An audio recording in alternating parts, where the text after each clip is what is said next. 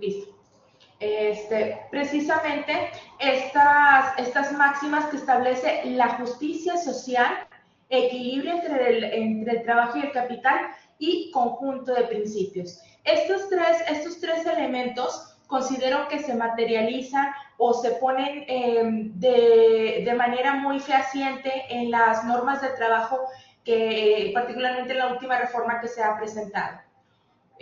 Podemos entender que como ahora nos lo expresa pues el artículo 17, así como de la Ley Federal del Trabajo, voy a hacer la referencia. Si no hago la identificación que es otra norma, vamos a entender que LFT es Ley Federal del Trabajo, para tener el entendimiento.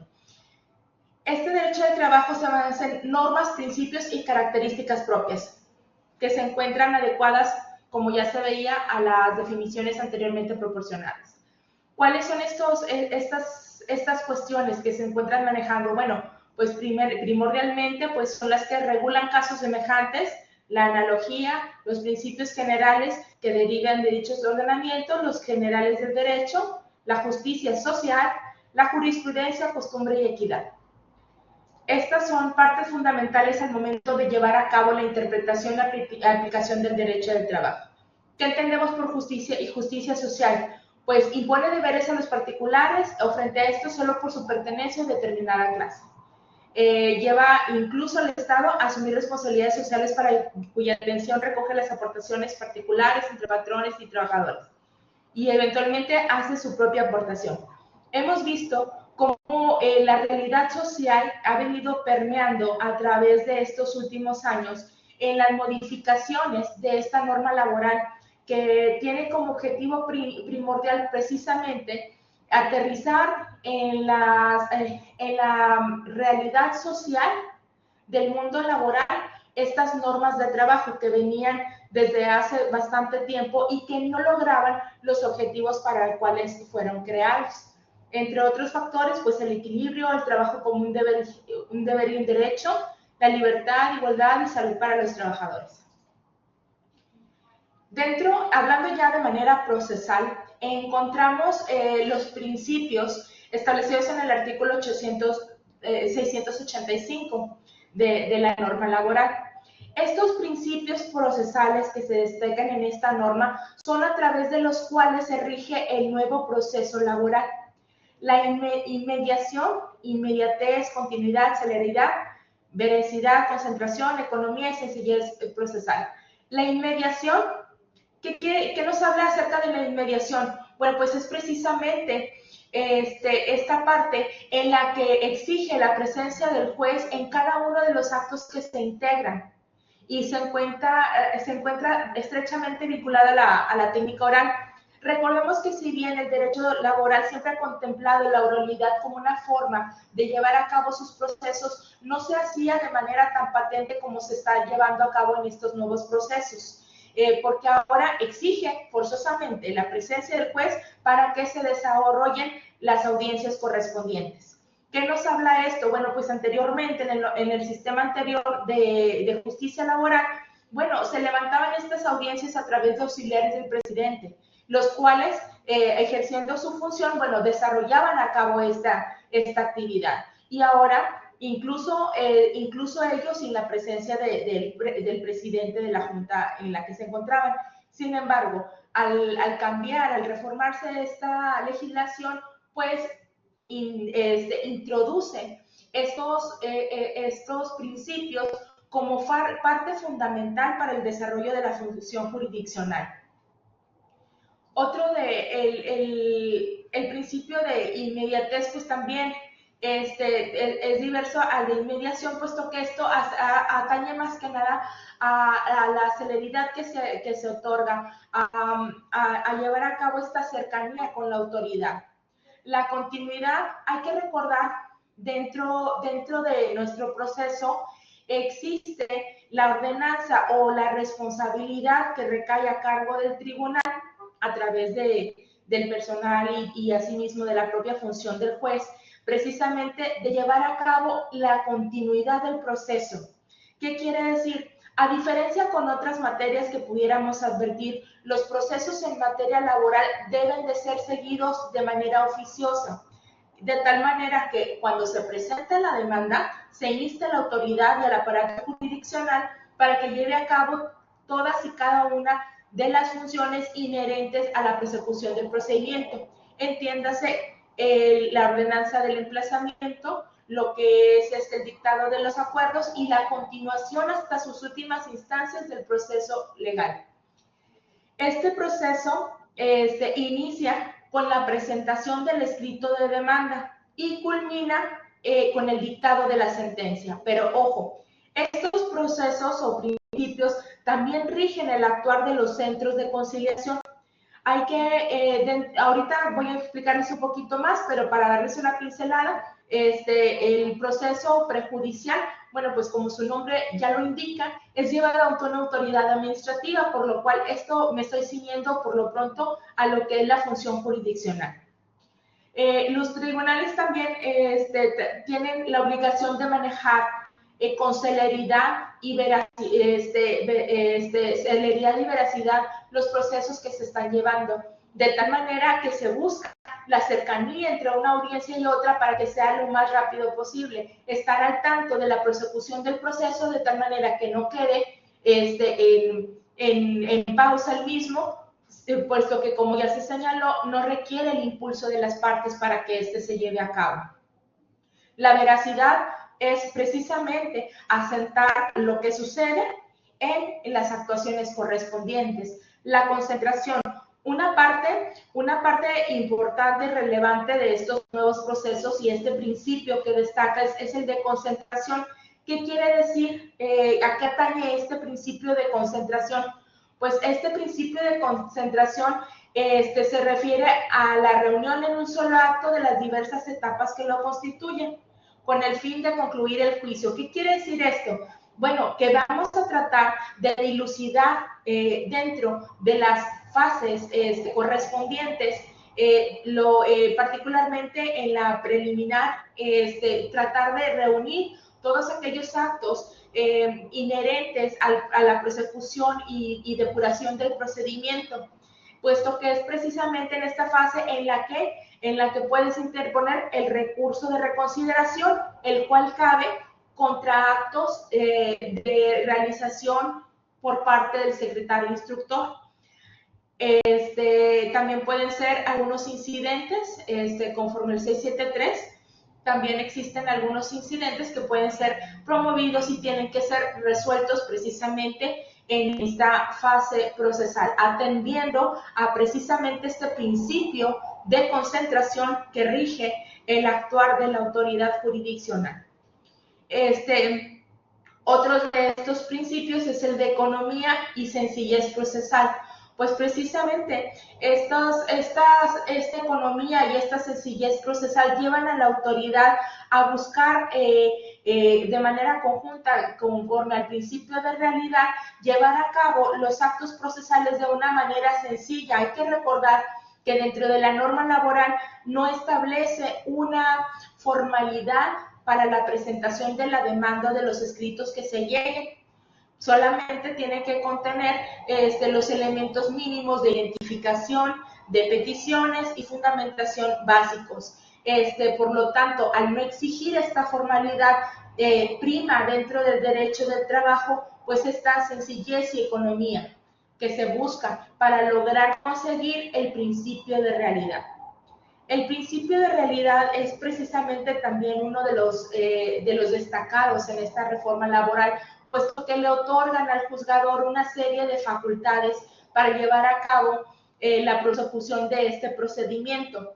Entre las mismas destacan los artículos el 686 y el 873K, en los cuales dota a la autoridad judicial de diversas facultades. La primera de ellas es esa facultad de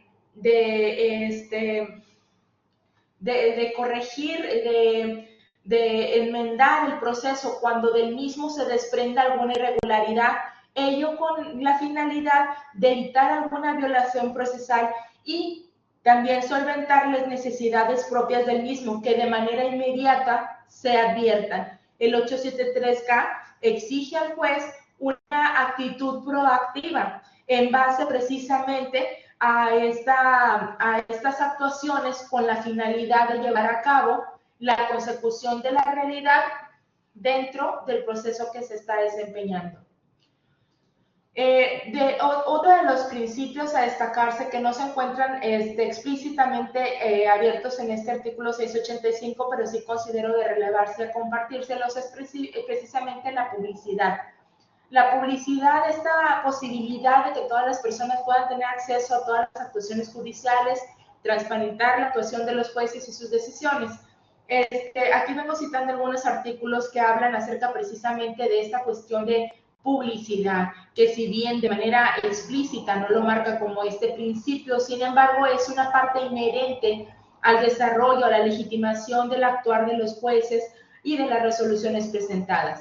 Entiéndase también con lo mismo que acotando la posibilidad de que todas las personas puedan tener acceso, nos estamos refiriendo precisamente, como algunos de ustedes sabrán, se emiten resoluciones en versiones públicas, las cuales pueden ser consultadas por la comunidad en general, obviamente testando las mismas en las partes conducentes que permitan la identificación de determinada persona, ello en respeto al derecho a la protección de datos personales. Otro de los elementos primordiales para dar inicio a estos procesos, pues tenemos un principio sine qua non, como lo es la competencia.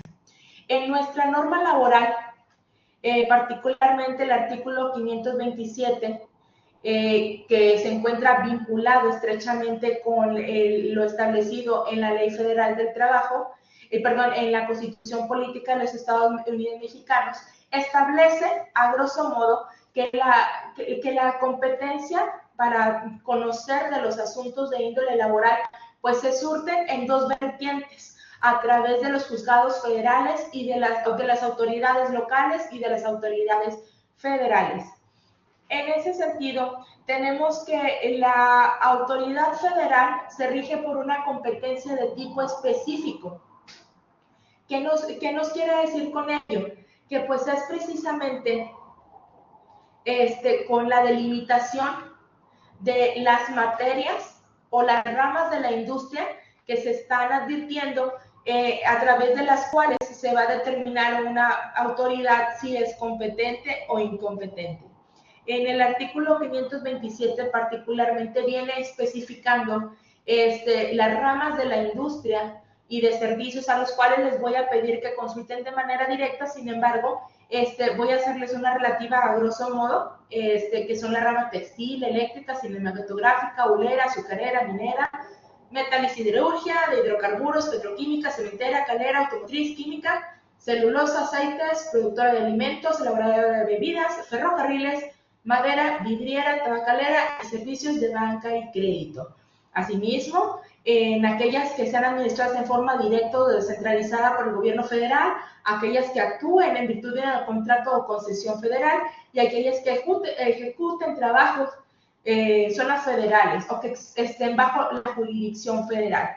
Esto pudiera sonar de una manera muy sencilla. Bueno, pues está incluido en este listado y pues de esta manera nosotros podemos visualizar cuáles son las de mi competencia y cuáles serían las de cuestión federal. Pero esto va más allá.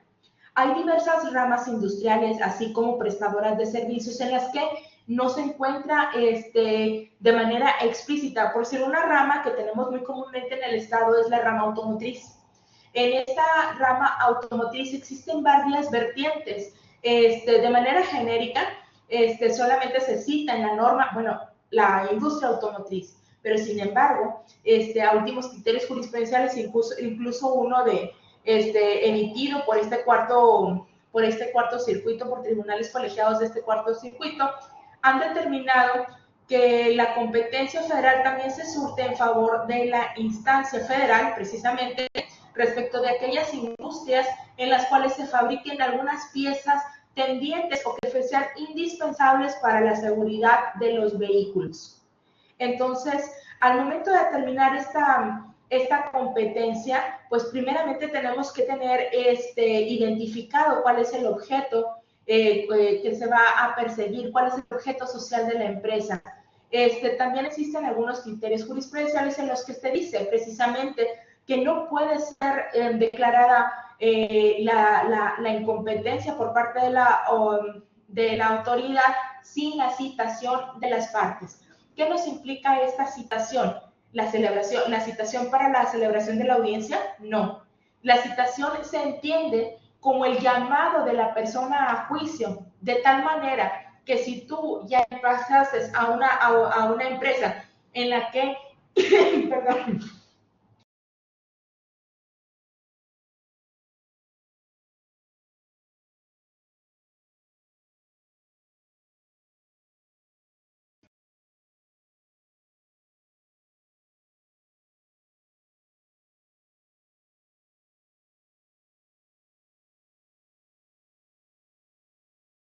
procesal puede ser solicitada a instancia de parte hasta la audiencia preliminar, pero de oficio puede ser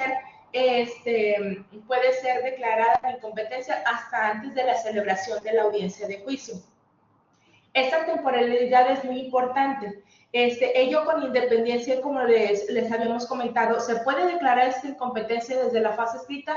Sí, previa citación de las partes, ¿qué quiere decir? El llamamiento de las partes a juicio. Una vez que ya se encuentren llamadas, se puede declarar la incompetencia, ya sea por incidente o ya sea directamente de manera oficiosa. Podemos declinarla. Hasta antes de la celebración de la audiencia de juicio, pues sí, precisamente porque la norma no lo establece de dicha manera.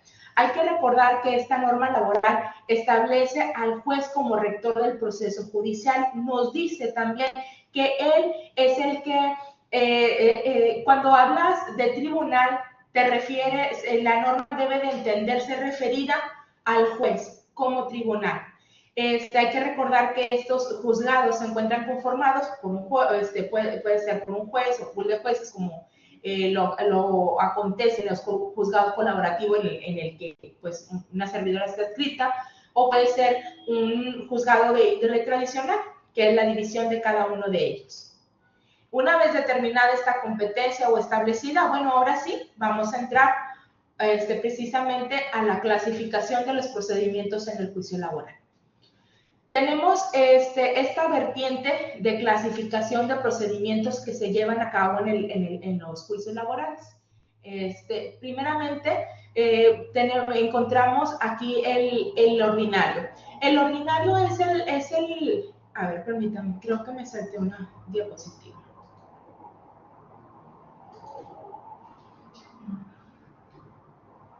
Sí. Miren.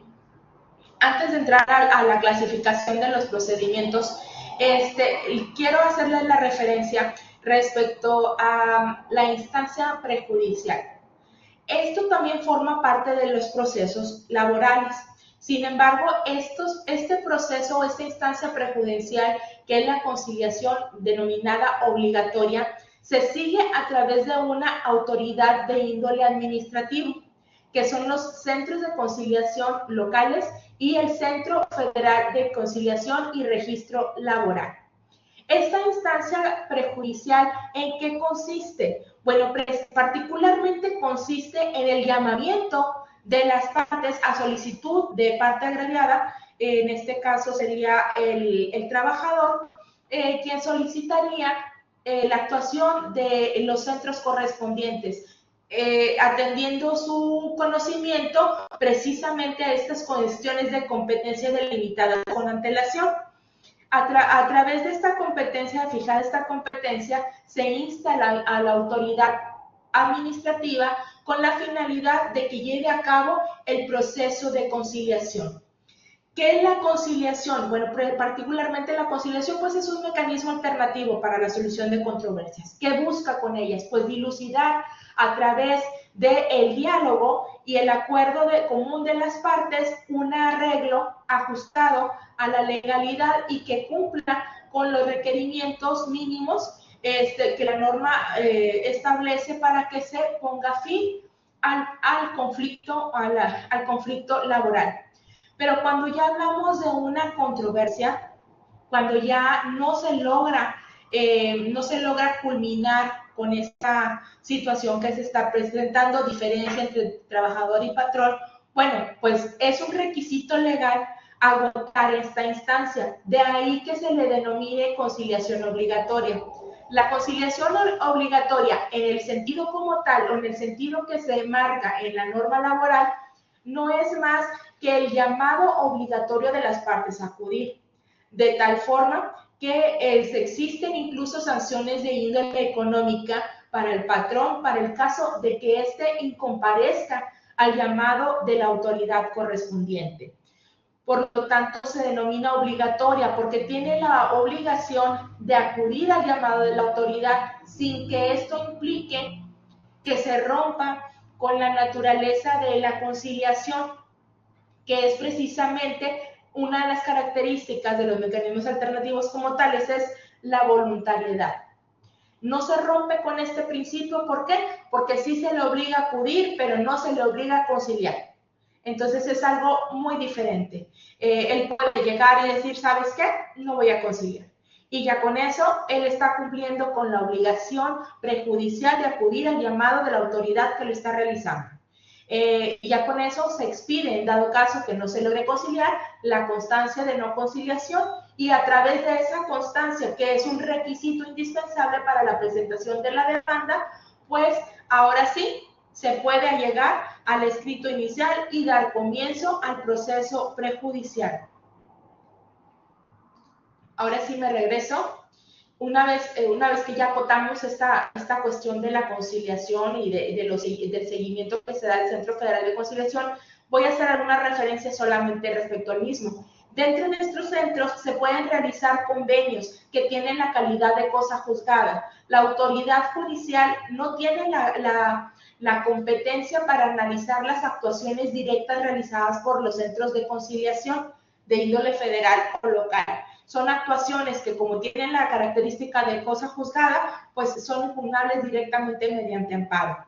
¿Qué cuestiones o qué consecuencias traería estos convenios? Bueno, pues como se le reconoce la calidad de cosa juzgada, hay que recordar que cosa juzgada se equipara a la emisión de una sentencia y por lo tanto se encuentra, es oponible ante terceros, por lo tanto tiene validez ante cualquier tipo de autoridad y no requiere una homologación.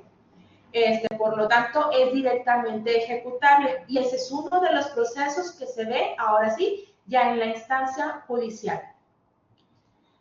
Continuando con la clasificación de los diversos procesos que abordamos dentro de esta esfera judicial, tenemos de primera mano, entramos con el procedimiento ordinario. Tenemos también el especial, ya sea individual o colectivo, y de seguridad social, los de conflictos colectivos de naturaleza económica y el procedimiento de huelga, los paraprocesales y voluntarios y el inherente a la ejecución.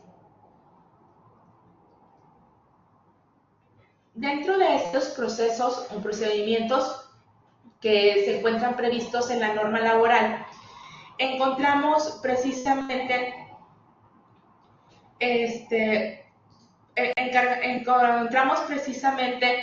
que el procedimiento ordinario es el que es más extenso o está normado de una manera más específica. A través de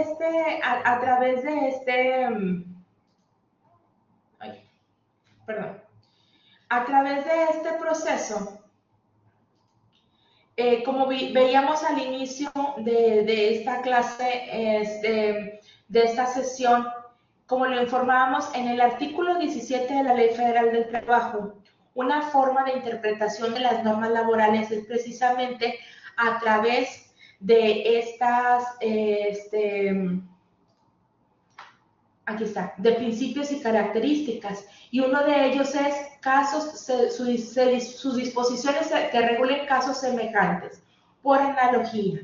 Entonces, relacionando precisamente esta disposición con el contenido de los procesos, de los diversos procedimientos que se siguen, es del ordinario, de donde regularmente se obtiene la información necesaria para llevar a cabo el desahogo de los procesos laborales.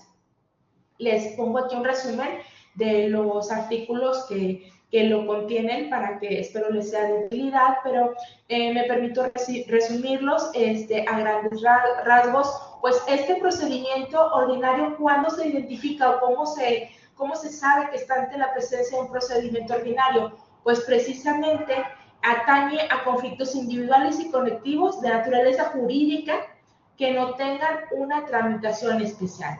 Es por ello que dentro de la contabilización de asuntos que regularmente los tribunales cuentan, son precisamente los procedimientos ordinarios los que adquieren una mayor relevancia.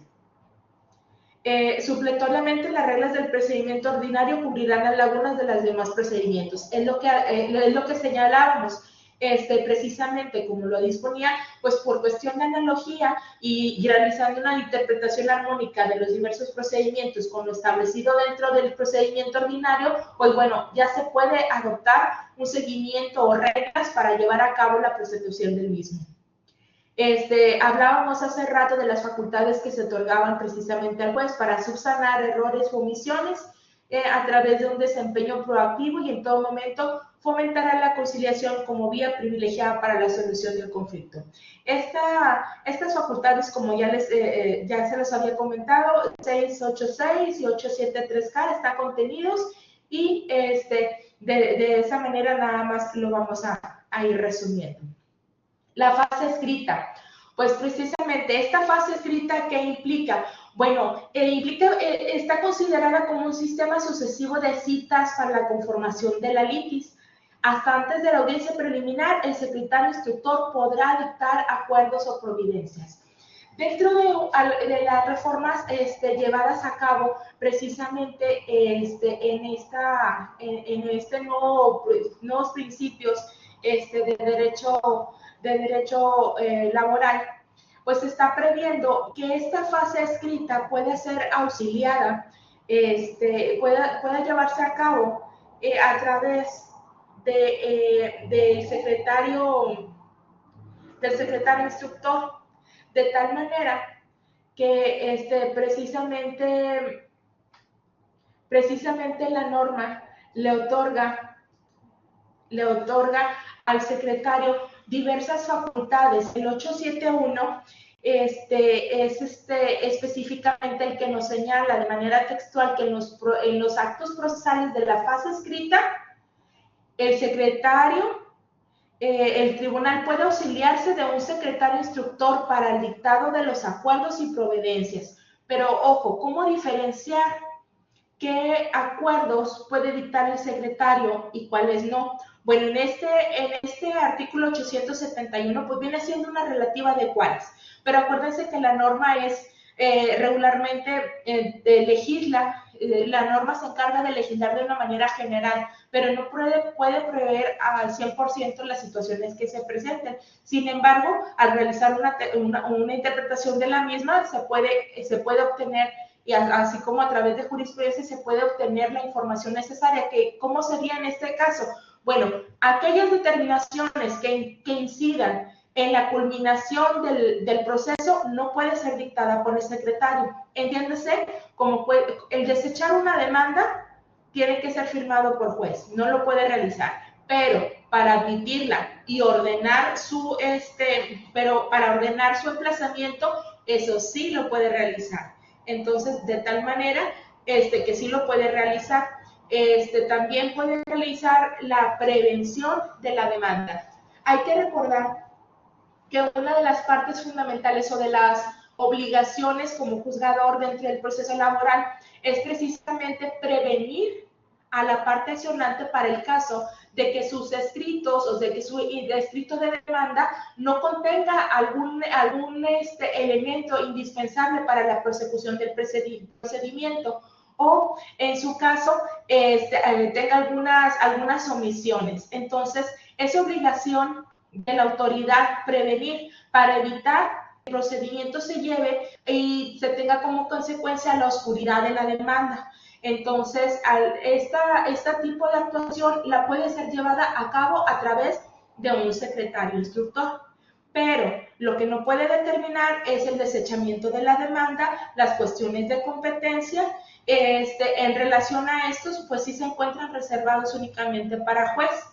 Estas actuaciones, la norma solamente las establece, también puede incluso admitir en su caso, proveer respecto de las pruebas ofrecidas para acreditar las excepciones dilatorias. Esta otra parte, regularmente en el proceso escrito se reserva la calificación de las pruebas para la fase preliminar. Pero ojo, hay que distinguir cuáles son aquellas pruebas que se encuentran vinculadas al fondo del proceso y cuáles son las pruebas ofertadas para acreditar las excepciones dilatorias. De tal manera que dentro de la fase escrita lo que se busca es que cuando se llegue al desahogo de la audiencia preliminar se tenga un procedimiento depurado, limpio, para que al momento que se dicte y se llegue a la fase de estudiar las excepciones dilatorias, pues se cuente con las pruebas necesarias desahogadas para llegar a un pronunciamiento y no se tenga que diferir la audiencia por estas cuestiones de preparación de prueba, de tal manera que la admisión y preparación acotadas, estas pruebas a las excepciones dilatorias, sí pueden ser dictadas y estudiadas por el secretario instructor. Es precisamente también las cuestiones de providencias cautelares. Las providencias cautelares forman parte también integrante de esta fase escrita, puesto que existe la posibilidad de presentarlas. La ordenanza que para su prosecución es a través de cuerda separada, pero también se pueden ser presentadas regularmente al inicio de este procedimiento. Por lo tanto, se lleva por cuerda separada, pero como parte integrante también de esta fase. Y engloba también 871, las demás que el juez ordene. Dejan siempre este dispositivo legal con la finalidad de que pues precisamente se provea respecto de aquellas situaciones no contempladas. Por decir para ponerles un ejemplo, pudieran ser cuestiones que van a otorgar un PDR, que solicitan copias certificadas, que solicitan tribunal virtual o desactivar alguna cuestión inherente a la persecución del procedimiento que se genera en los folios. Pero ojo, ¿qué no puede hacer? Solo el secretario no puede regularizar, porque esta facultad se encuentra conferida exclusivamente al juez, como ya lo habíamos citado, 686, 873K, facultades conferidas al juzgador, no al secretario. Entonces hay que diferenciar esta parte. Y en base a estas actuaciones es el recurso de reconsideración el que cabe para analizar la actuación llevada a cabo del secretario en esta fase escrita. Se considera como un recurso ordinario de defensa en contra de dichas determinaciones. Y es precisamente la audiencia preliminar el momento procesal oportuno en el cual debe ser estudiado y resuelto el referido recurso. Muy bien. Los términos que se manejan dentro de esta fase, pues primordialmente pues tenemos el contenido en el artículo 518 que habla acerca de las acciones que prescriben para la presentación de la demanda. Primeramente nos marca que son 2 meses las acciones de los trabajadores que se han separado de trabajo, que precisamente pues es una cuestión de prescripción. Asimismo, también habla acerca de la suspensión. ¿Cuándo se suspende esta prescripción? Aquí, ojo, es bien importante porque este artículo nos habla a partir de la fecha de la presentación de la solicitud de la conciliación. Entonces, de tal manera que los términos que son llevados en la conciliación, que la norma, acotando lo anterior, les comento que son 45 días los que maneja la norma laboral, como los cuales se debe de llevar a cabo el seguimiento de este proceso conciliatorio. Entonces, en ese sentido, para el estudio de la prescripción se tiene que considerar primeramente la fecha de la presentación de la solicitud de conciliación a que se refiere el 684B. Y se reanuda esta prescripción al día siguiente, este término al día siguiente en que se actualiza cualquiera de las hipótesis previstas en el 521. Que nos habla el 521 precisamente, pues por la presentación de la solicitud de la conciliación, se interrumpe en este tiempo en que se está tramitando y cuando se determine el archivo del asunto, ya sea por falta de interés del trabajador o porque no compareció o no quiso comparecer o no quiso conciliar el patrón, y se expide la constancia de no conciliación correspondiente o el archivo de este procedimiento prejudicial, al día siguiente comienza a correr este término. Hay que recordar que para los efectos de la prescripción se regulan por el número de días que les corresponde, es decir, el primero se cuenta completo, aun cuando no lo sea, pero el último completo, cuando sea feriado, no se tendrá por completa la prescripción, sino cumplido el primero útil siguiente. Cae en viernes, se recorre a sábado, a lunes. Si no es completo. Para la cuestión de los términos precisamente previstos en la fase escrita, pues los tenemos, la mayoría de ellos están en el 873A. Aquí me comí una letra, pero sí es dentro del 873A. Pero también desde el 873 podemos empezar a ver primero los términos que tienen la autoridad para darle trámite, pero aquí quise acotarles de manera relevante lo que son los términos para las partes. Primeramente, una vez que ya ha sido emplazada, a la demandada pues le corre el término precisamente de estos 15 días para dar contestación a la demanda instalada en su contra.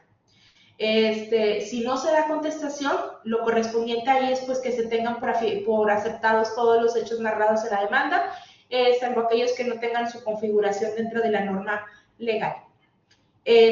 Posterior a la contestación de la demanda, ¿cuál sería?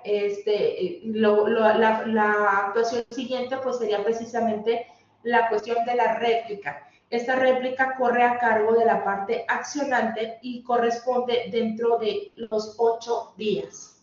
Posteriormente, como les comentaba, es una intervención sucinta, tiene lo que es la contrarréplica. Esta contrarréplica correría a cargo de la parte demandada. Ojo, ahí en el procedimiento, esto es lo que generalmente llegamos hasta la contrarréplica. Hay que recordar que en la demanda tiene que ser contenidos todos los hechos narrados, fundado y motivado, pero también se deben de aportar las pruebas correspondientes. Esta es una modificación también que se ha realizado en el proceso laboral, que ahora la demanda tiene que contener las pruebas de la intención de la parte accionante. Al dar contestación, se tiene que tener contenida también las pruebas de la intención de la parte demandada.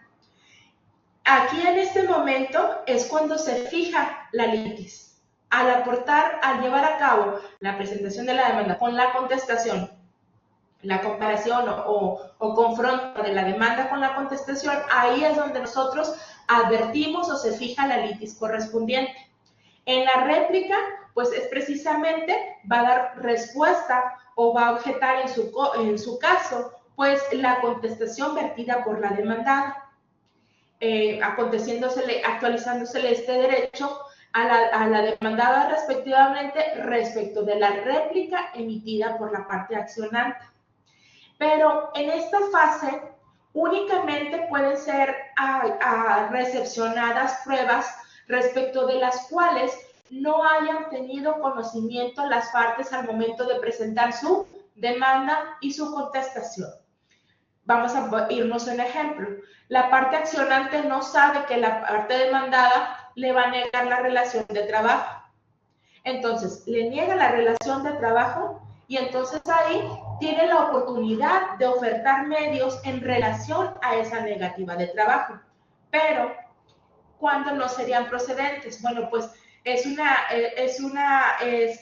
yo desde el inicio, desde la demanda, estoy diciendo que firmé una renuncia, pero que no es válida, y luego, al momento de dar contestación, la demandada presenta la renuncia y quiero ofertar probanzas no de perfeccionamiento, ¿verdad? Porque en este caso las periciales sí serían viables, pero otro tipo de probanzas para respecto de la renuncia. Oye, ya tu término ya pasó, porque tú mismo dijiste que había renuncia, tú mismo dijiste que sí la habías firmado, entonces ya no es un hecho novedoso que se desprenda de la contestación. Veamos ahí esa diferencia. Y tenemos, esto sería aplicable tanto en la réplica como en la contrarréplica, porque como les comento, pueden ser hechos novedosos respecto de los cuales quepa alguna aportación de una prueba diversa que te apoye para solventar la situación que se está planteando, la litis que se está planteando, y solamente en esos casos, o que le actualice la naturaleza de una prueba superviniente, que sabemos que estas pueden ser recepcionadas hasta antes del desahogo de la audiencia de juicio correspondiente. También la cuestión de la dúplica es poco común, pero también se da. Cuando en la contrarréplica la parte demandada, en atención a la réplica propuesta por la parte accionante, pueda llegar a algún medio de prueba o de perfeccionamiento relativo a estas últimas. Y es en la dúplica, en la cual tiene 3 días para objetar las pruebas aportadas, la parte actora pudiera llegar a otros medios de prueba correspondientes. Es poco común, pero también se da. Una vez culminada con esta fase escrita, se da paso precisamente a lo que es ya la fase oral correspondiente. Dentro de esta fase oral tenemos la celebración de 2 tipos de audiencia. La primera de ellas es la audiencia preliminar y la segunda es la audiencia de juicio. Respecto a esta audiencia preliminar, ¿cuál es el objeto o cuáles son los objetivos de esta audiencia preliminar? Bueno, pues el artículo 873 aquí nos lista cuáles son los objetivos primordiales de la celebración de esta audiencia preliminar. Primeramente, depurar el procedimiento y resolver las excepciones dilatorias planteadas por las partes. Ahí se fijan cómo nos regresamos a esa necesidad de preparar bien una fase escrita para tener todos los elementos que cuando yo llegue a la audiencia preliminar tenga todos los elementos necesarios para poder, ¿qué? Depurar el procedimiento y resolver excepciones dilatorias.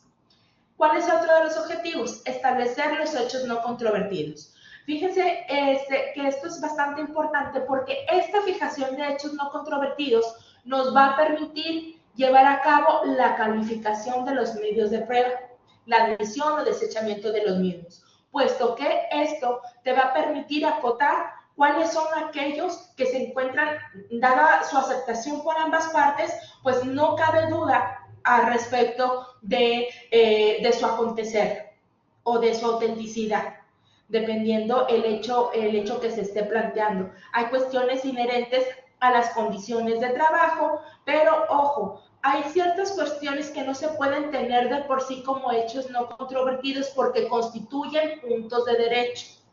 Hay que diferenciar que los puntos de derecho no pueden dejarse establecidos como no controvertidos porque forman parte de la controversia principal. Entonces, aún y cuando no se haya pronunciado al respecto, si constituyen un punto de derecho, no se pueden tener como hechos no controvertidos. Entonces, hay que distinguir bien estas situaciones. ¿Cuáles son ejemplos de hechos no controvertidos? Bueno, pues que existió un vínculo laboral, que alguna condición de trabajo como el salario, como la antigüedad, que si lo tenía, que el lugar de trabajo, ese tipo de cuestiones se pueden determinar porque son hechos que se van narrando. Incluso la aceptación de la existencia de una renuncia también puede ser un hecho no controvertido que te va a servir para depurar o para admitir o desechar las pruebas que se te van a presentar a continuación, que es otro de los objetivos precisamente de esta audiencia preliminar, que es precisamente el calificar, el llevar a cabo el análisis y la selección de aquellas pruebas que son necesarias, que se consideran necesarias e indispensables para solucionar la controversia principal, dejando de lado o desestimando aquellas que son referidas a hechos no controvertidos y que no aportan nada a la solución de la controversia principal. Por eso hay que también analizar y llevar a cabo en esta fase la admisión y preparación de las mismas. También aquí no viene textualmente dentro de este artículo, pero una parte inherente del admitir o desechar las pruebas es también ordenar la preparación de aquellas que requieren una diligenciación especial. Aunque no venga inserto de manera textual, es implícito que cuando tú admites una prueba y requiere una diligenciación especial, pues tienes que promover lo necesario. Y también realizar los apercibimientos que en su caso pudieran recaerle a alguna de las partes. Otro de los objetivos es la cita para la audiencia de juicio. Precisamente, una vez que ya se calificaron las pruebas, que ya se ordenó su diligenciación, pues proceda a la citación para la audiencia de juicio correspondiente, que es donde tendrá ahora sí verificativo el desahogo del mayor cúmulo de pruebas que, dada su naturaleza, pueden llevarse a cabo dentro del desahogo de la audiencia de juicio correspondiente. Hay que recordar que existen algunos medios de prueba que también, por propios principios y dada la naturaleza de los mismos, pueden ser ordenadas de manera previa, de tal forma que al momento que se llegue la fecha de la audiencia de juicio correspondiente, que debe ser citada dentro de los 20 días siguientes, se tenga todos los elementos de prueba necesarios y ordenados y preparados para ese día. Fíjense que en el orden que viene aquí, 873E, establece como último inciso el resolver el recurso de reconsideración contra los actos o omisiones del secretario instructor, que es lo que señalábamos hace un momento, precisamente en la fase escrita, que nos auxiliamos con el secretario instructor. Bueno, sus actuaciones pueden ser recurridas a través de este recurso, pero ojo, aún y cuando regularmente la norma establece este orden de prelación o el orden de aparición de los incisos como una manera o guía para nosotros llevar a cabo la prosecución del procedimiento, dentro de este artículo, el resolver el recurso de reconsideración debe de ser primero. Tienes que brincarlo a primera instancia. ¿Por qué? Porque una vez que se está estudiando dentro de la audiencia preliminar, pues aquellas excepciones dilatorias que pudieran acontecer, y pues también estudiar dentro de ellos el estudio de la legitimación de las partes, pues posteriormente a ello podemos estudiar lo que es el recurso de reconsideración. ¿Por qué? Porque en ese orden, imagínense que ya llevamos a cabo, pues ya fijamos hechos no controvertidos, ya dijimos cuáles pruebas sí, cuáles no, y cuál es mi fecha para audiencia de juicio. Y pues ahora siguiéramos este orden que nos dice el artículo y vamos a decir, bueno, vamos por el recurso de reconsideración y chispas, resulta fundado. ¿Y qué trae consigo? Pues retrotraer el procedimiento al momento en que fue dictado el auto que está realizándose una violación procesal o respecto del cual se determinó procedente el recurso de reconsideración, o que existiera un incidente de nulidad de actuaciones. Y con ello, pues nos obligue a retrotraer el procedimiento al momento de la violación procesal. Entonces, ya me desgasté, ya admití, ya califiqué y me tengo que regresar. Entonces, se fijan, en ocasiones hay que hacer un uso de la lógica para llevar a cabo la integración de estas fases dentro de estas audiencias, particularmente en la audiencia preliminar. Vamos a continuar. Precisamente, el desarrollo de esta audiencia preliminar pues viene contenido en el artículo 873F. Nos viene narrando cómo va a ser la manera, pero a grosso modo es como yo se los estaba expresando. Aquí solamente les realicé para que ustedes lo tengan de una manera visual y que adviertan cuáles son la manera en que van a comparecer, la manera en cómo se van a llevar a cabo las etapas que sucedan. Primeramente, la obligación de la comparecencia personal o por conducto de la representación legal. Hay que recordar que como nos lo establece la norma, precisamente en estos nuevos procesos, dentro del artículo 685, nos establece otro principio de lo que es la debida defensa, en la cual se prevé precisamente que ambas partes tengan la posibilidad de contar con una debida defensa dentro del seguimiento de los juicios laborales.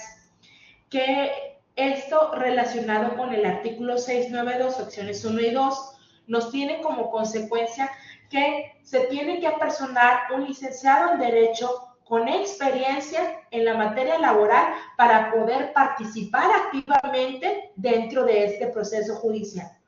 Porque de no acontecer lo anterior, pues se le prevendría o se le haría del conocimiento a la parte accionante. ¿Sabes qué? Tu abogado no cuenta con los lineamientos. Existe en esta instancia, pues existe la Procuraduría de la Defensa del Trabajador o la Defensoría Pública para llevar a cabo la asesoría correspondiente. Ojo, en el Estado actualmente se maneja a través de la Procuraduría de la Defensa del Trabajador lo que es la representación legal de los trabajadores, del trabajo, de los trabajadores. Y la Defensoría Pública lleva a cabo la representación legal de pequeñas empresas o personas físicas que no cuenten con una representación legal y que a los mismos les acontezca la calidad de demandados. Esto es en el área del Estado, porque cada Estado, respecto a estas determinaciones, pues tiene un criterio diferente y de acuerdo a sus propias normativas, pues es como se acota su función. Pero ¿qué nos dice la norma federal?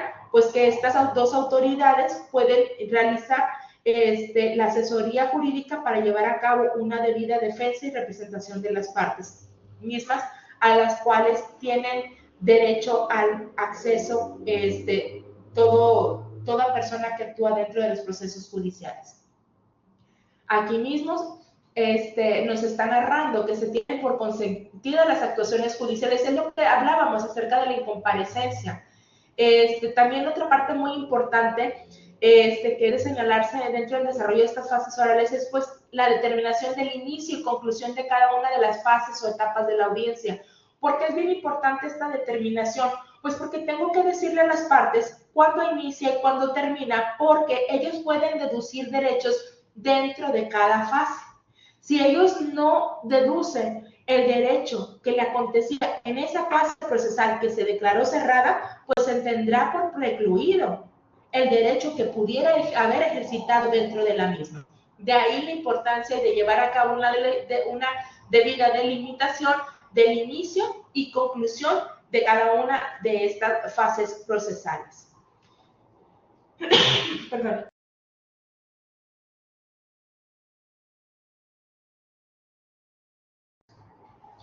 Esta audiencia preliminar pues nos viene diciendo que se va a realizar con la comparecencia de las partes, que se encuentren presentes, siempre y cuando no se haya emitido el acuerdo de cierre. Ellos pueden llegar, ya empezada la audiencia, pero ¿sabes qué? Ya me perdí la fase de depuración, ya estoy en la de calificación de pruebas, bueno, ahí puedo tener alguna intervención. Hay que recordar que si bien expresamente no dice este artículo que se le va a otorgar el uso de la voz a las partes, no menos cierto es que sí contempla la deducción de derechos y se les manda citar a los mismos para el desahogo de esta fase oral, por lo cual se infiere de manera lógica que si yo le estoy mandando traer a la persona, a las partes, y los tengo aquí en una audiencia y les informo cuando inicia y cuando termina cada fase, entonces se infiere que a los mismos se les tiene que dar un derecho del uso de la voz para que si es su deseo, deduzcan y ejerciten algún derecho inherente a cada una de las fases procesales. Esto conforme al principio de contradicción. También una cosa que quería destacar, la citación para la audiencia preliminar, así como de los subsecuentes, existen criterios jurisprudenciales que dicen que estas pueden ser llevadas a cabo a través de la publicación del boletín judicial.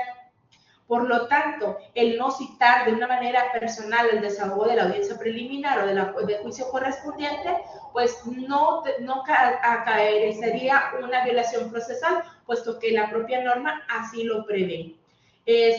Con salvedad en los casos de la audiencia de juicio, si en la audiencia preliminar no compareció el demandado y están ofreciendo una confesional, bueno, pues ahí se actualiza el supuesto del 742 en relación a la citación de los absolventes o testigos. Si yo ya tengo el conocimiento en la preliminar que no vino la demandada, pero entonces para asegurarme y dar certeza jurídica, pues se tiene que mandar citar a los absolventes o a los testigos a los domicilios correspondientes. Esa sería la excepción a la regla que se está planteando. Muy bien. Continuando con esta fase de audiencia preliminar, pues se examinan las cuestiones relativas a la legitimación procesal y resuelven las excepciones procesales. Recordábamos que dentro de esta depuración de procedimiento va implícito, como les comentaba, precisamente el estudio de la legitimación procesal, porque precisamente si no está legitimado para instar el aparato jurisdiccional, pues entonces tampoco para seguir actuando dentro del presente juicio. Y por lo tanto, hasta ahí termina su comparecencia.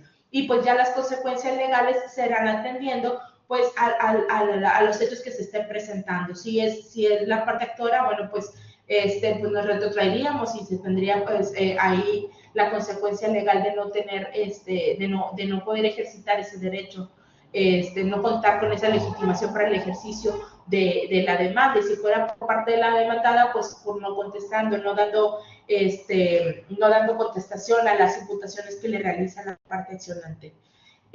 Posteriormente se definen los hechos que no sean motivo de controversia y aquí precisamente, como se señala, a fin de que las pruebas puedan ser admitidas y dirigidas a los hechos sujetos de debate. Y luego viene hablando de las últimas dos fases correspondientes y nos vamos a los siguientes artículos, como ya les había señalado, la preparación de la prueba si correspondiente. Habla también acerca de la citación de los testigos. Aquí es una parte también importante porque estos cambios o estas precisiones que se realizan en estos artículos es precisamente que la citación de manera general corre a cargo del oferente de la prueba, salvo cuestión justificada de que no se pueda realizar.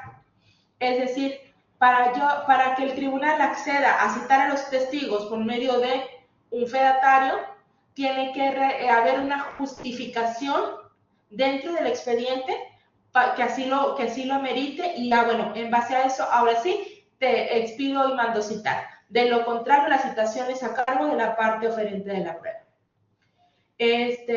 Se pueden expedir oficios o citaciones a fin de que se les entregue por su cuenta y bajo su responsabilidad, con el objeto de que se preparen debidamente las pruebas y puedan desahogarse en la audiencia de juicio. Aquí está de lo que les comentaba, solamente en casos excepcionales, bajo su más estricta responsabilidad, los mismos van a ser citados y llamados de esa manera. Aquí también otro punto que nos indica este articulado es precisamente que si están de acuerdo con los hechos y la controversia queda reducida a un punto de derecho, se declara cerrada la instrucción y se turnan los autos para resolución. De tal forma que aquí nos estaremos saltando el desahogo de la audiencia de juicio, puesto que queda reducida a un punto de derecho la controversia.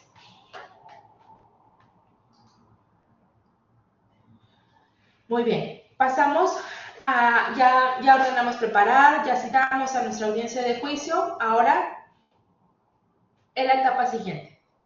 Hasta ahorita, ¿todo bien? ¿Algún comentario? Muy bien. No hay problema con las cuestiones de conexión, como quiera que el sistema es automático, ahí no se tiene un control particular de eso, ahí los ingresos y quedan registrados, no se preocupen. Muy bien. Bueno, entonces vamos bien. Ahora vamos a continuar con lo que es la audiencia de juicio. Se desahogarán pruebas, se formulan alegatos y se emite sentencia. A grosso modo, esto resumimos, de esto se trata la audiencia de juicio. Y luego, contra las resoluciones emitidas no cabe recurso alguno. Acuérdense el principio de definitividad de las actuaciones laborales. No hay segunda instancia. Es solamente unistancial. ¿Qué significa? Se resuelve todo en juzgado y lo que se determina aquí, las sentencias pueden ser elevadas a la categoría de cosa juzgada. No caben recursos ordinarios. En este caso, lo único que se podría realizar en contra de estas resoluciones, pues bueno, dentro de los 3 días siguientes se puede realizar una aclaración de sentencia, que solamente atañería a cuestiones, errores mecanográficos, cuestiones de fecha, incluso errores en la cuantificación también pueden ser proveídos respecto en una aclaración de sentencia dentro de los próximos 3 días de notificada la misma. Pero sin embargo, lo único que cabe para impugnar la misma, pues sería otro juicio que sería el de amparo, pero esa ya es materia de otra clase. Vamos a ver, ahora sí, con esto culminamos. Bueno, aquí en la audiencia de juicio, se lo resumí de esta manera, pero sin embargo les voy a realizar una relativa. Dentro del desahogo de esta audiencia de juicio, como ya lo teníamos clarificado dentro de la audiencia preliminar, pues es precisamente en esta fase en la que se vayan a llevar a cabo el desahogo de todas las pruebas que se encuentran preparadas. Es decir, como ya se dijo, conforme las reglas del 8.13 y 8.15, se desahoga la testimonial. Conforme las reglas del 7.90, se desahoga la confesional. Si existe alguna documental en vía de informe, bueno, pues se provee y se le otorga el uso de la voz correspondiente a las partes. Aquellas que por su naturaleza ya se encuentren desahogadas, como las inspecciones o cotejos, bueno, pues simplemente se hace la identificación de las mismas y se determina su legal desahogo. O si se advierte, que aquellas no fueron diligenciadas de la forma en que la autoridad la ordenó, en este momento procesal es cuando la autoridad puede proveer al respecto y pronunciarse, ya sea teniéndola por no desahogada en su totalidad o de legal manera, o puede llevar a cabo la aceptación de que sí, está desahogada en la forma en que yo lo realicé. Entonces, esta audiencia de juicio promueve mucho este principio de concentración, puesto que aquí, a través de esta audiencia, pues se trata de desahogar el mayor número posible para poder llegar al dictado más pronto y expedito de la resolución o sentencia correspondiente. Sin embargo, también la propia ley nos marca que en caso de que no se puedan desahogar la totalidad de las pruebas o que exista alguna situación por las cuales no se haya podido preparar o desahogar en su totalidad, bueno, pues dentro de los próximos 10 días puede señalar una fecha para la reanudación de la audiencia de juicio correspondiente y ahora sí contar con los elementos necesarios para culminar con el desahogo total de las pruebas. Este desahogo de pruebas atañe particularmente al capítulo correspondiente a las mismas, que es relativo. Acuérdense que dentro de nuestra norma laboral, la verdad es que es bien extenso, por eso no se los presento de manera completa, porque es bastante extenso y nos llevaríamos mucho más de 2 horas. Así que les voy a dar solamente una pincelada de lo que son las pruebas o el desahogo de las mismas. En el capítulo 12, relativo a las pruebas, en el artículo 776, nos hace un listado de cuáles son las pruebas que se contemplan, pero sin embargo, sí hace la acotación de que son admisibles todos los medios de prueba mientras que sean legales y se encuentren ajustados a derecho. ¿Qué quiere decir? Por decir, habla acerca de fotografías, cintas cinematográficas, registros dactiloscópicos, grabaciones de audio y de video, etcétera, etcétera. En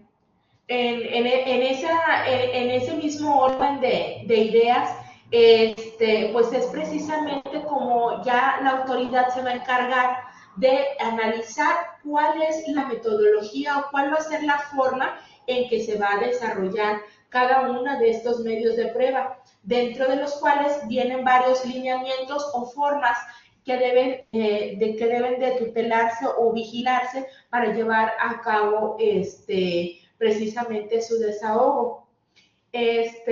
Aquí particularmente hay de llamarse la atención el artículo 836, particularmente el C y el D. En estos son bastante llamativos porque forman parte de las últimas reformas del 2012 y del 2019 los que se introdujeron como parte de este cúmulo de pruebas que pueden ser adaptadas a aquellos documentos digitales o medios electrónicos, y marcan algunos requisitos para su aceptación. Aquí sí es un poco más formal y por lo tanto esto, si se cumple con ello, pues se tiene que desestimar los mismos. Hay algunos que son requisitos para su admisión y otros requisitos para su valoración. Lo podemos enfocar más claramente, por decir, en las pruebas de documentos digitales, el 836D que dice, tienes que presentar una impresión o copia del documento y acompañar los datos mínimos de localización. Eso es un requisito para admitirlo. Si no me lo proporcionan, no lo admito. Pero pudiéramos atender a otras cuestiones como la testimonial respecto de las personas que rinden testimonio. Entonces, al momento de desahogarse, si pudiera decir por parte de alguna de las representaciones, no, es que no la admitas porque él es un gerente, porque él tiene poder de mando. Bueno, esa es una cuestión que no se marca como un requisito de admisibilidad, sino que es una cuestión que se atañe al fondo o al estudio, en dado caso de la recepción del testimonio correspondiente. Bueno, quise centrarme un poquito más precisamente en este procedimiento ordinario porque, como les comentaba, si nosotros dominamos este procedimiento ordinario, tenemos una perspectiva general de cómo se lleva a cabo el mismo, podemos de manera más fácil entrar a lo que es el conocimiento de los otros diversos procesos que se están llevando, porque recuerden, este procedimiento ordinario es el que sirve como base. Incluso los otros procedimientos te remiten a la prosecución del procedimiento ordinario para llevar a cabo la prosecución de estos. Vamos a pasar a lo que son los procedimientos especiales.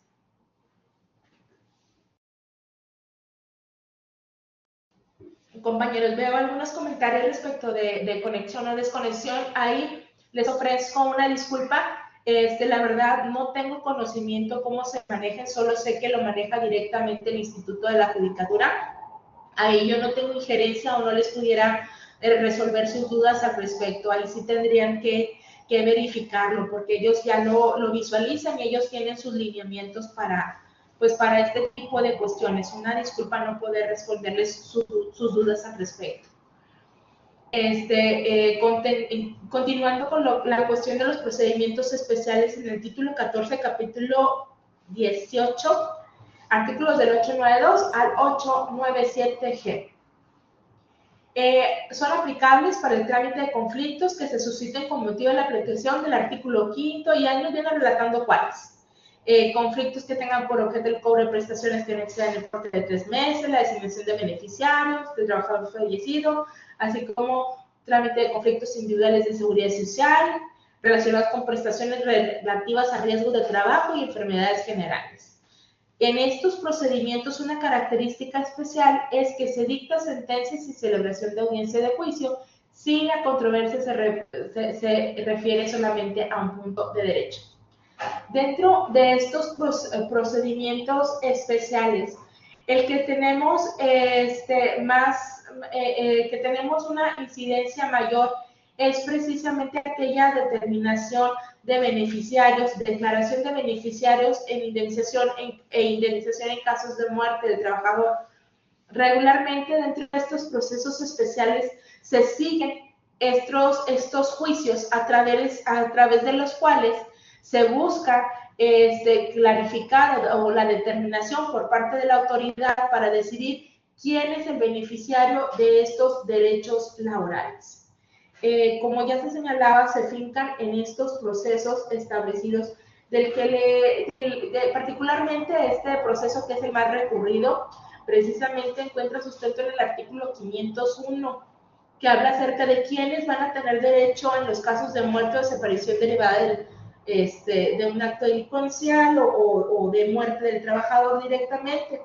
Ahí nos viene estableciendo una orden de prelación. Ahí sí, la norma y diversos criterios jurisprudenciales han interpretado que la forma en que se encuentra redactado la aparición de estas fracciones es el orden en el cual debe ser estudiada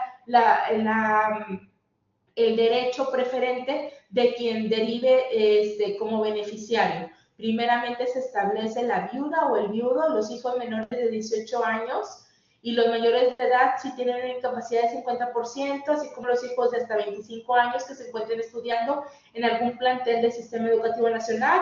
En ningún caso se efectuará la investigación de dependencia económica, dado que estos reclamantes tienen la presunción a favor de la dependencia económica.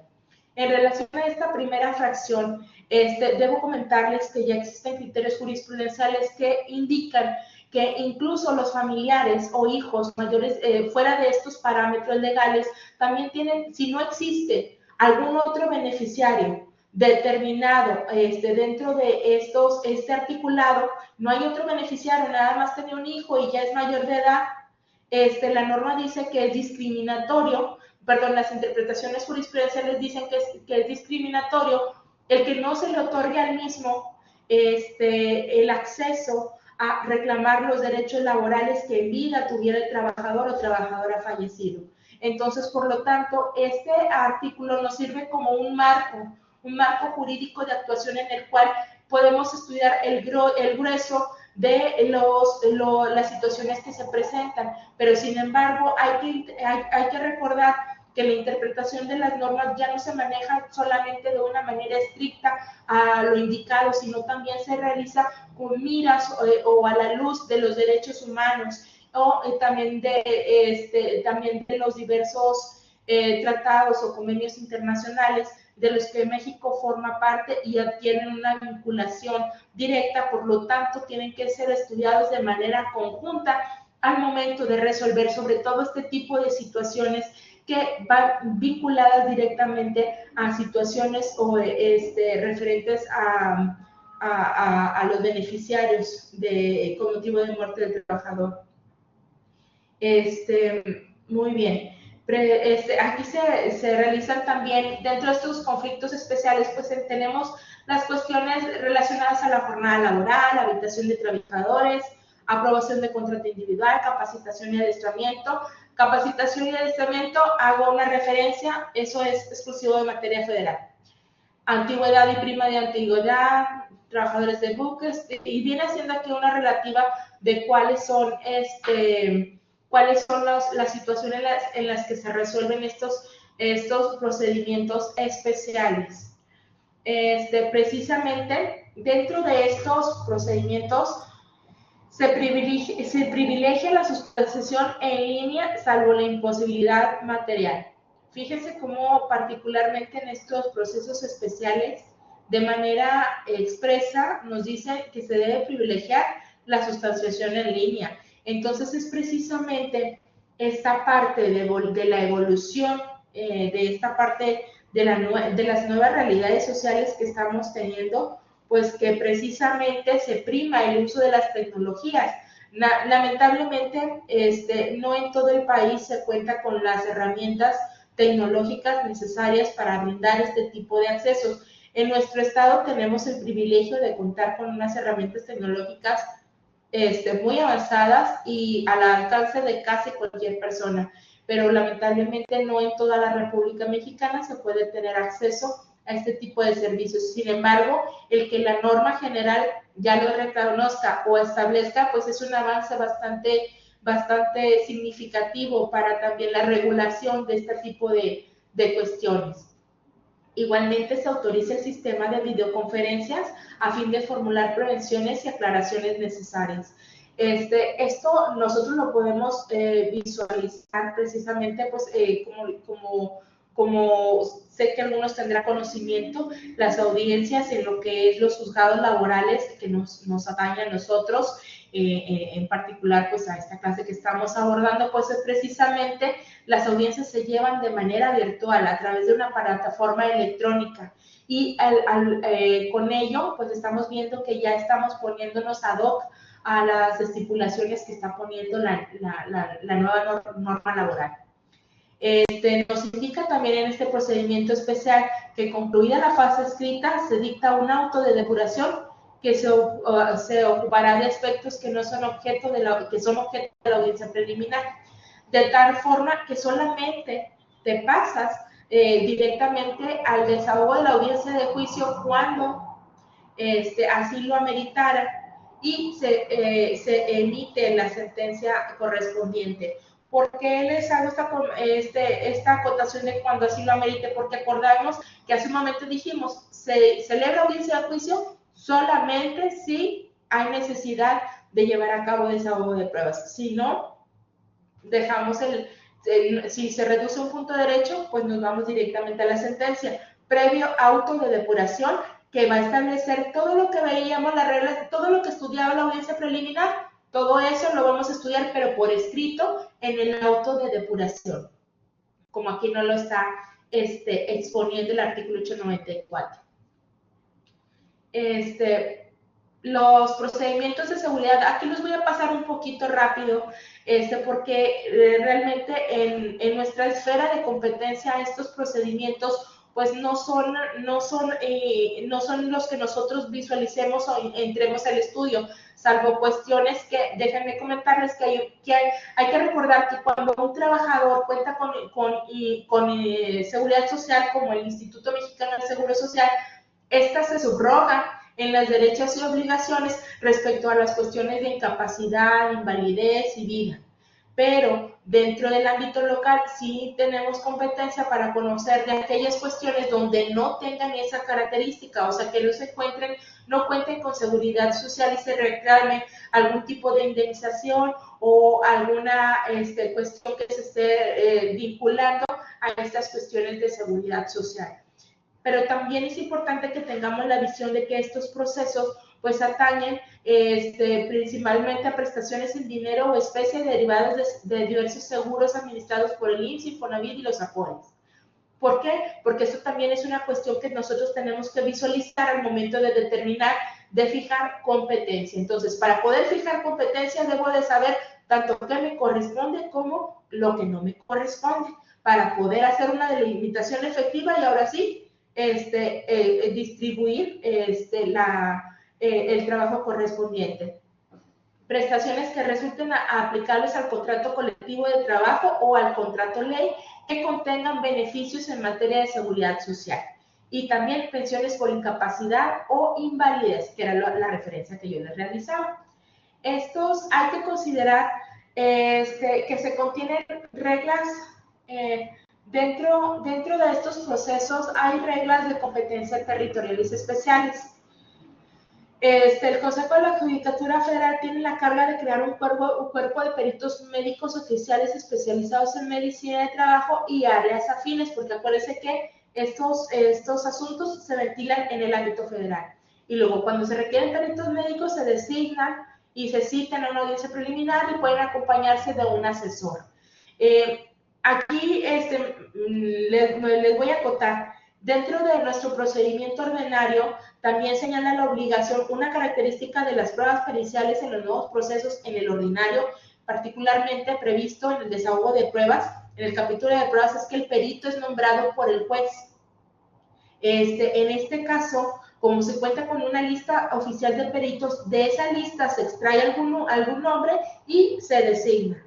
No existe, como anteriormente en el proceso, la designación perito de parte actora, perito de parte demandada. Ahora es un solo perito que se designa, es un perito oficial y a través de él se rinde el dictamen. Pero lo que sí prevé la norma es que ambas partes pueden tener un perito que les asesore al momento de llevar a cabo el desahogo de la pericial correspondiente. No implica que los mismos rindan un dictamen, lo que sí implica es que brinden esta asesoría si cada una de las partes considera necesario llevar a cabo lo mismo. Hago este paréntesis para poder continuar con esto. Los dictámenes parciales se recibirán en la audiencia de juicio. Las partes y el tribunal podrán formular preguntas, el tribunal podrá requerir a las autoridades, instituciones, estudios y toda clase de consultas para el esclarecimiento de la verdad. También esta cuestión a considerar que quiero señalarles la instancia prejudicial que señalamos al inicio de este análisis de los procesos laborales.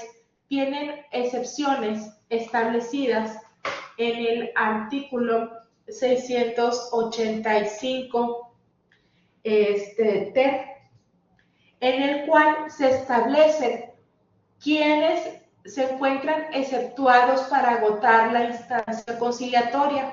Esto en todos los tipos de proceso. Particularmente, pues son cuestiones que atañen de índole de discriminación en empleo, ocupación, embarazo, sexo, raza, religión, origen. Otras cuestiones también, como exceptuados de este procedimiento prejudicial, es los procedimientos especiales en cuanto a beneficiarios para determinar beneficiarios como el trabajador. Estos procesos se encuentran exceptuados por lo que entran directamente hacia la autoridad jurisdiccional. También las prestaciones de seguridad social por riesgos de trabajo, maternidad, enfermedades, invalidez, prestaciones en especie y accidentes de trabajo. También hay como excepción lo que son la tutela de derechos fundamentales, libertades de carácter laboral, la libertad de asociación, de sindicación, reconocimiento de negociación efectiva, el trabajo infantil, la trata, trabajo forzoso y obligatorio. Se marca en la norma que para la actualización de estas excepciones se tiene que acreditar encontrarse en alguno de estos supuestos, incluso de manera indiciaria. También las cuestiones de disputa de titularidad de contratos colectivos y las cuestiones de impugnación de estatutos sindicales o modificación también se encuentran exceptuados. Como estamos viendo, este proceso de seguridad social se encuentra exceptuado también en dichos términos. Vamos a llevar a cabo el análisis de otros procesos, también dentro de estos especiales, pero de índole colectiva. Estos procesos especiales se analizan o se abordan aquellos que implican violaciones a derechos fundamentales, que como veíamos, les acabo de señalar, las excepciones de la instancia prejudicial, pues son derechos fundamentales de asociación y libertad sindical, derecho colectivo de negociación, impugnación de procedimientos delictivos sindicales y sanciones sindicales. Tratándose de estas violaciones de derechos, no es necesario, como ya se dijo, la conciliación prejudicial.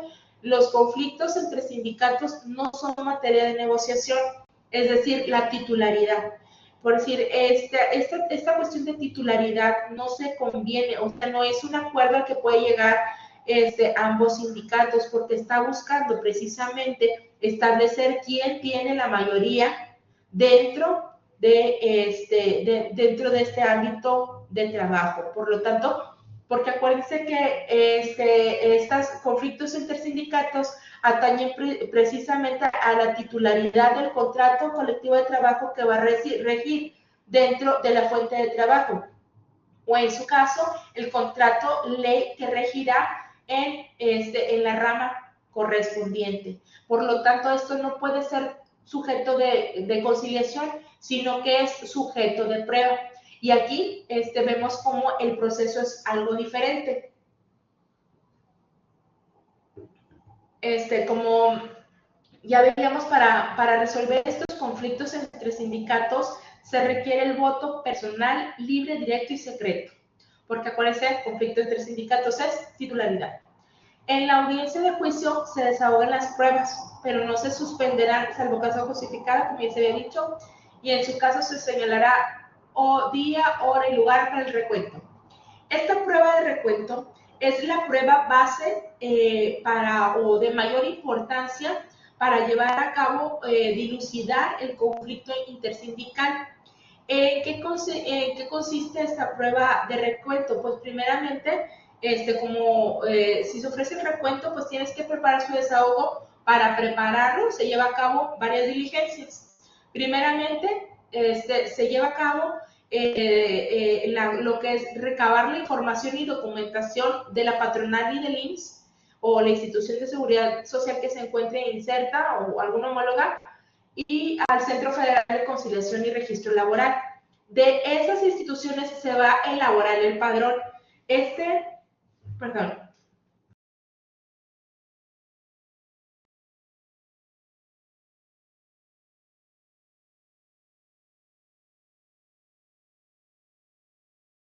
Cuenten con el derecho de llevar a cabo su votación respecto de la titularidad del contrato correspondiente. Se corre traslado a las partes para que 7 días formulen objeciones y una vez recibidos se citan las partes dentro de los 3 días a una audiencia incidental de objeciones y preparación al recuento. Como les dije, esta prueba es bastante específica e importante.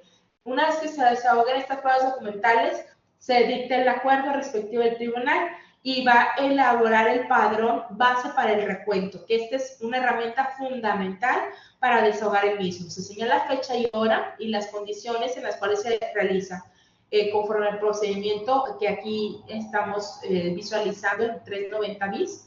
Se faculta a los funcionarios o personal que debe llevar a cabo el recuento. Una vez que se desahogue esta prueba, se citará la audiencia de juicio dentro de los 5 días siguientes. Y ya dentro de esta audiencia de juicio, pues bueno, ahora sí ya se dicta la resolución. Esta prueba de recuento, como le digo, como les comento, esta cuestión, esta prueba de recuento es la base fundamental para dilucidar cualquier tipo de conflicto intersindical. El padrón es la herramienta indispensable para desarrollar la misma y se va a desahogar a través del voto libre, personal, directo y secreto de los trabajadores. Y también otra de las cuestiones que tiene que ser respetada, bueno, es la autonomía de los sindicatos. Por lo tanto, la empresa no tiene que llevar ningún tipo de injerencia o ay, compañeros, creo que se les activó un micro. Ya. Esta prueba, como les comentaba, y discúlpenme, ya se me anda yendo la idea. Como les comentaba, una vez que esta prueba es desarrollada de una manera independiente, pues va a formar una parte inherente o indispensable para determinar la mayoría, si es que el sindicato es el que cuenta con la mayoría y con ello llevará a cabo la determinación correspondiente en la audiencia de juicio, que se emitirá ahí la resolución en la misma. Vamos a dar inicio con el estudio de otro de los procedimientos que también son muy recurridos en sede judicial. Encontramos primeramente estos procedimientos para procesales o voluntarios. Bueno, ¿en qué consisten estos procedimientos para procesales o voluntarios? Bueno, pues precisamente rigen para el trámite de todos aquellos asuntos que por mandato de ley, por su naturaleza o solicitud, requieren la intervención del tribunal sin que esté promovido jurisdiccionalmente un conflicto entre las partes.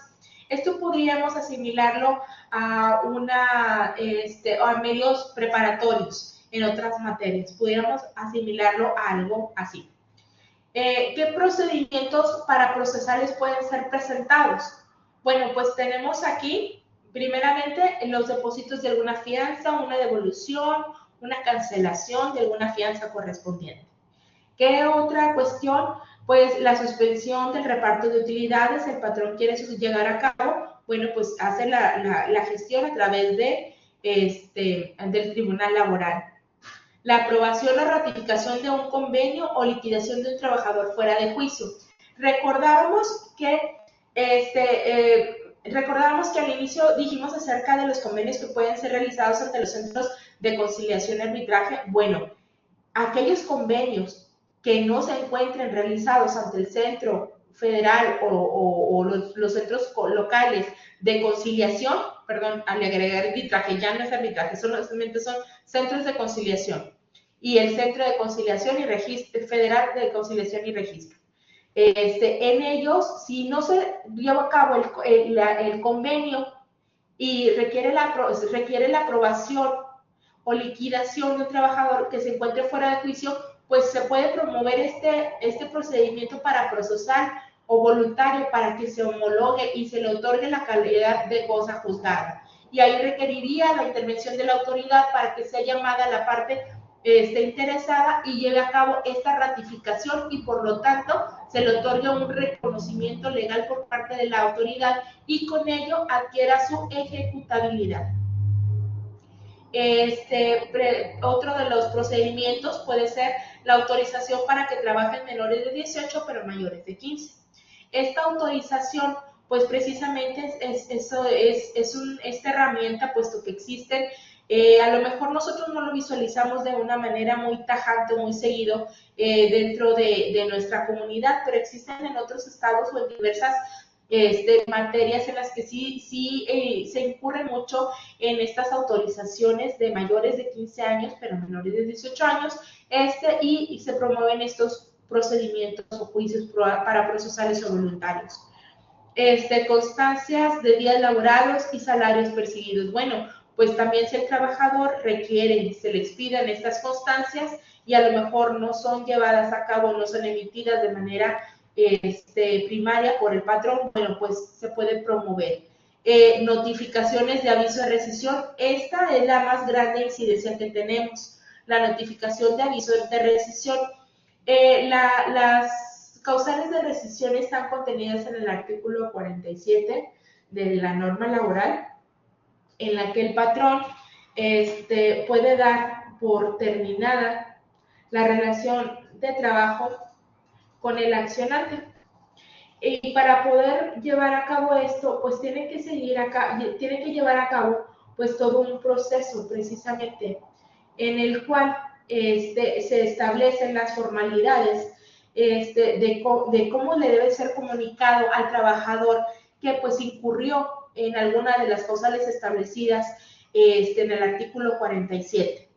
Y este proceso, si el trabajador se niega a recibir el aviso correspondiente, bueno, se le hace saber, se promueve ante los tribunales laborales este procedimiento para procesarlo voluntario, en el cual pide la intervención de la autoridad para que por su conducto se le haga la notificación respectiva al trabajador de esta causal y esta notificación del aviso correspondiente. También puede ser llevado a cabo el depósito de indemnizaciones correspondientes, como lo establece el artículo 49, así como la prima de antigüedad y demás prestaciones. Hay ocasiones en las que se pudiera darse o se ha presentado, bueno, pues es que quiero consignar la indemnización porque dejó de venir a presentarse a laborar y pues yo quiero depositarle sus prestaciones, ¿verdad? A las que tiene derecho legalmente. Bueno, promuevo este procedimiento para procesarlo voluntario y a través del mismo hago la consignación correspondiente. Igualmente también hay en los casos, después de que se determina como beneficiaria a determinada persona física, se puede llevar la empresa o patrón, dice, bueno, yo ya tengo determinado quién es, ya como la autoridad ya determinó quién es el beneficiario, bueno, le voy a consignar ante la autoridad de indemnización correspondiente para ya deshacerme yo de las obligaciones legales que como patrón me corresponden. Estos son el tipo de procedimientos. ¿Cuál es un elemento indispensable? Bueno, como su nombre lo dice, voluntarios. Existe esta voluntariedad y que no exista una controversia, porque si ya existe un conflicto, ya no es un para procesarlo voluntario, ya se convertiría en un juicio. Y ahora sí sería en un juicio ordinario o especial, dependiendo la cuestión que se esté dilucidando. Se nos está acabando el tiempo, déjenme darme prisita. Tenemos también los procedimientos de huelga. Este procedimiento pues es bastante relevante e importante, que afortunadamente no hemos tenido muchas incidencias, pero sí es muy comúnmente promovido, el cual busca la declaración de su existencia o inexistencia, la clasificación de ilicitud, establecidos para hacer efectivo el derecho de huelga reconocido constitucionalmente a los trabajadores. El objeto de este procedimiento pues puede ser la celebración o firma de un contrato colectivo o contrato ley. También puede ser la revisión de este. Casi siempre estos se acercan a las fechas de la vigencia del contrato, que como veíamos en esta última reforma, pues pueden ser hasta 2 años. La violación puede también, dadas las actualizaciones económicas, la inflación que surte la economía año con año, pues también se lleva a cabo la actualización de los contratos colectivos de trabajo o contratos ley, y por lo tanto casi siempre anualmente se realizan estas revisiones, particularmente en los meses de diciembre o enero, pero puede ser en cualquier época del año. Alguna violación al contrato colectivo de trabajo o al contrato ley, se deberá anexar el emplazamiento en huelga la constancia de representatividad. Esta constancia de representatividad tiene que ser emitida por el Centro Federal de Conciliación y Registro Laboral.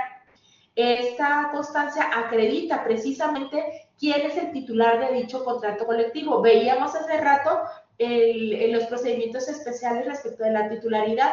Bueno, de ahí la importancia, porque si el sindicato quiere promover el procedimiento de huelga para hacer cumplir el contrato colectivo, bueno, pues primero se tiene que contar con la representatividad y lo que es la titularidad para poder ejercitar este derecho de huelga.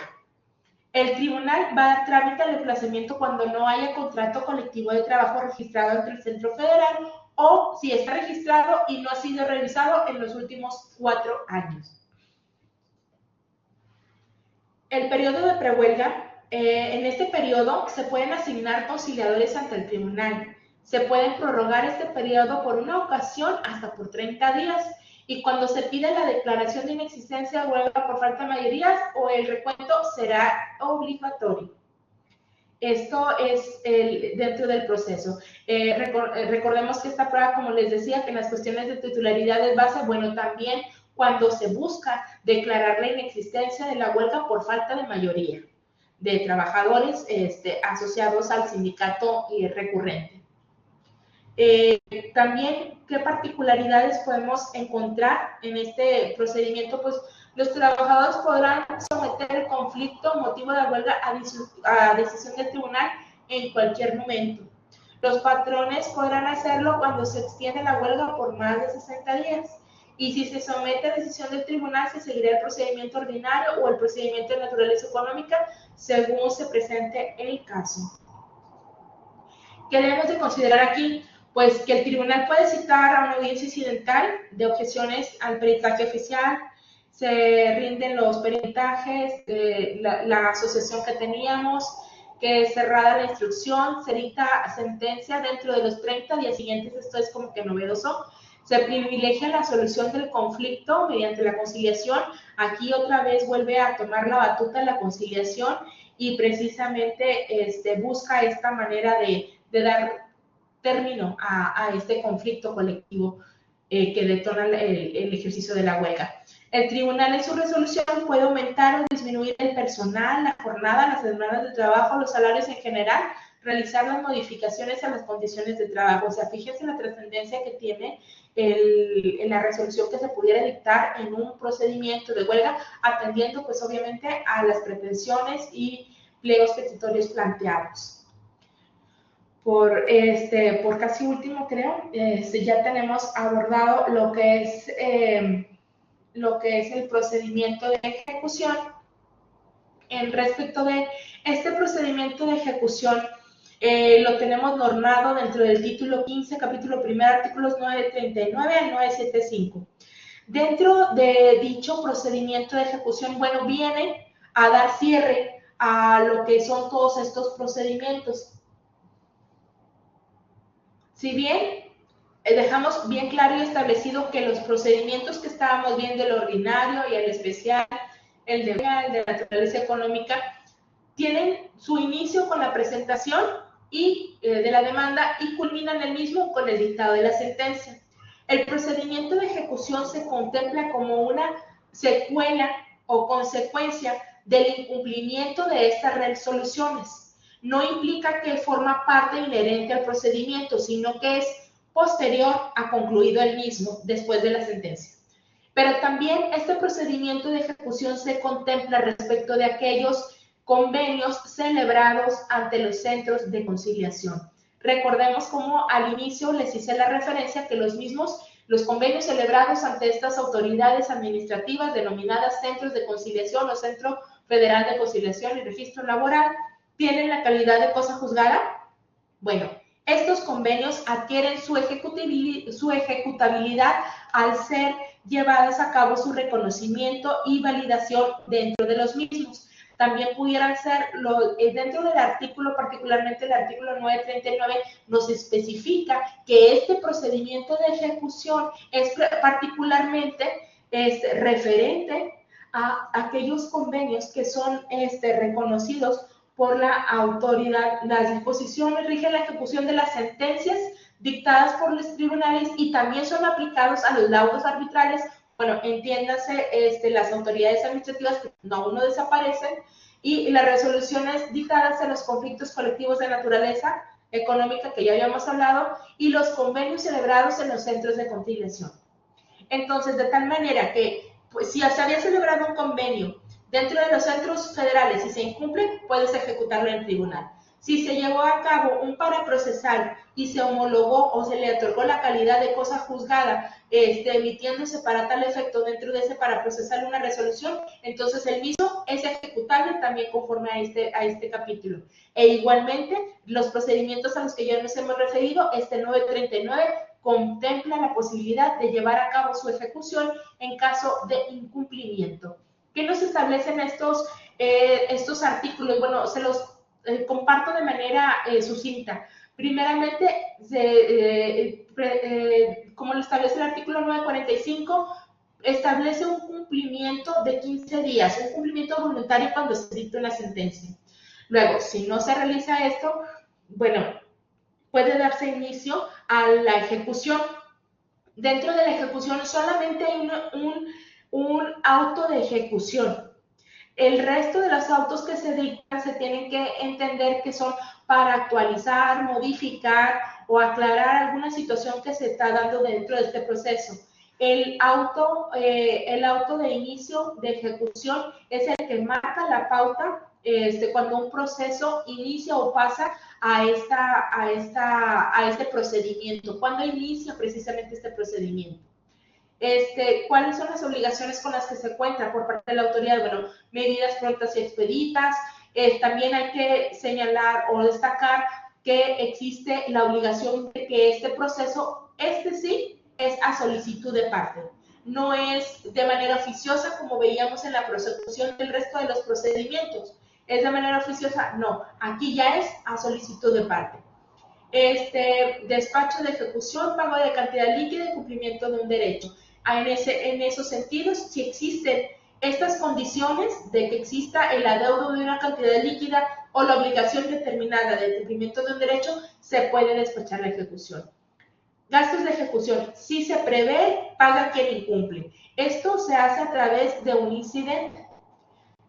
Solicitud de ejecución, la prescripción correspondiente son 2 años. Una vez que se actualiza el término se actualiza esta facultad para requerir el pago, tiene 2 años para reclamarlo. Se cuidará siempre que la entrega de dinero o el cumplimiento de los derechos sea de manera personal. De ahí en más que dentro del auto de ejecución siempre se establezca la necesidad de que sea acompañado el fedatario por la parte interesada. ¿Por qué? Porque si en ese momento se llega a entregar el dinero o se le otorga algún crédito o alguna situación, en alguna dación en pago, pues se requiere precisamente, como ya lo veíamos, la tutela que debemos de nosotros de cumplir, de que sea entregado directamente las cantidades o el adeudo al trabajador. Y de no acudir el mismo, pues se estaría en imposibilidad de llevar a cabo el cumplimiento de esta obligatoriedad. El procedimiento de embargo está contenido en el artículo 951. Aquí es de destacarse algunos puntos en particular. Bueno, primero, el mismo tiene que ser en el domicilio que se señaló por el actuario en el acta de notificación.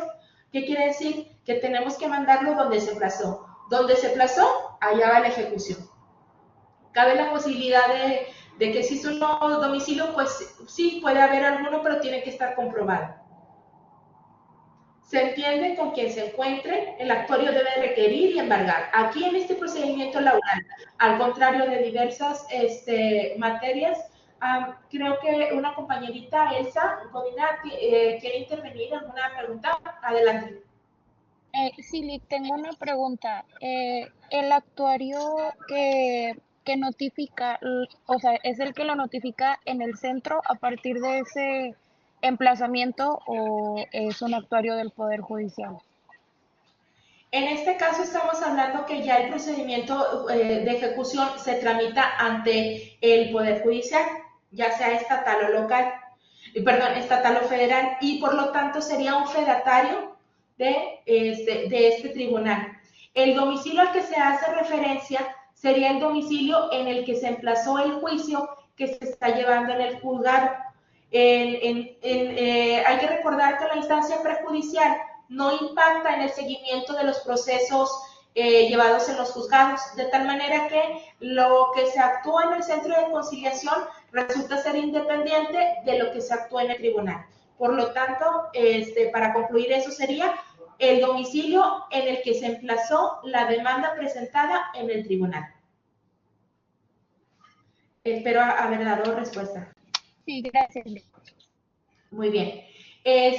También otras particularidades de esta cuestión es precisamente que el actuario debe requerir y embargar. Esta obligación, como comentábamos, contrario a diversas materias, pues esta le recae directamente al fedatario. Por lo tanto, él es el encargado de llevar a cabo estos lineamientos. También se actualiza en su favor el uso de la fuerza pública. El embargo que recaiga pues tiene que ser realizado en bienes de fácil realización. Hay bienes que se exceptúan de este embargo contenidos en el artículo 952 y también es de resaltarse que las diligencias de embargo no se suspenden.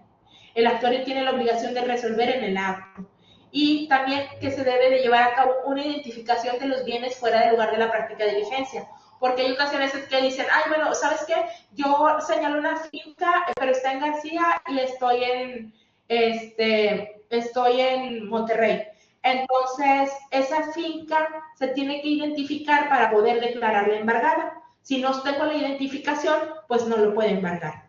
Lo mismo acontecería si se señalan algunos otros bienes. Aquí, como ya estamos por terminar, voy a dar así un vistazo rápido a las líneas que me quedan. Sí procede la ampliación del embargo, pero sí, solo sí, ya se realizó lo que es la evaluación de bien o se determinó que la cantidad no cubre. ¿Pueden existir varios embargos sobre los mismos bienes? Sí, sí pueden existir. ¿Se puede realizar una investigación acerca de las cuentas o los bienes que tiene? Sí, pero solo sí. Aquí vienen las condicionantes. Para que se amplíe, tiene que haber evalúo. Si son varios embargos, hay que recordar la máxima, primero en tiempo, primero en derecho.